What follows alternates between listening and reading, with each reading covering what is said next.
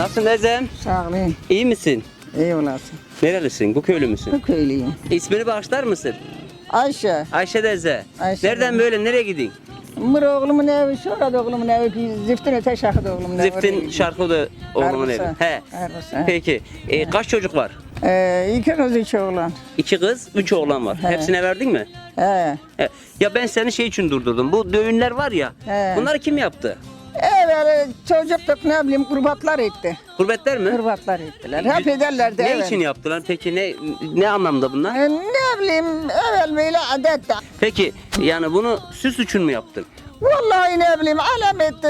Ve kızların hepsi etti. Biz de çocukluk etti. Pişman olduk illa geçti. Pişman oldun ama geçti. Geçti. He. He, bak buralarını yaptırdın sadece, çenene yaptırdın. He, buralarımı ettirdim. He. Anan mı yaptırdı, sen mi gittin Ne yaptırdın, gizli mi bileyim. yaptırdın?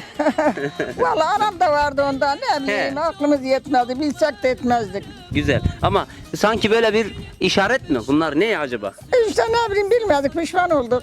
He. İhtiyar şimdi Çünkü de bu çıkmaz. köyde çok gördüm ben bu düğünden. Ben evet. seninle görünce dedim hele bir sorayım, niye yaptın, kim yaptı, süs Ya. amaçlı mı yaptın, güzel olayım diye mi yaptın yoksa? Yok yok ne bileyim o etti o etti benimkini de etti çok kızlar böyle ettik. He. Pişman olduk. İyi hayırlısı. Pişman Peki olduk. var mı burada, ben Türkiye'den geldim şimdi burada çekim yapayım bu He, köyde. elhamdülillah. Var mı buradan Türkiye'de akrabalarına, çocuklarına bir selam göndereceksin mi? Bilmem valla ben hiçbir şey bilmiyorum oğlum. Vallahi bir şey bilmiyorum. Peki hadi Allah'a emanet ol.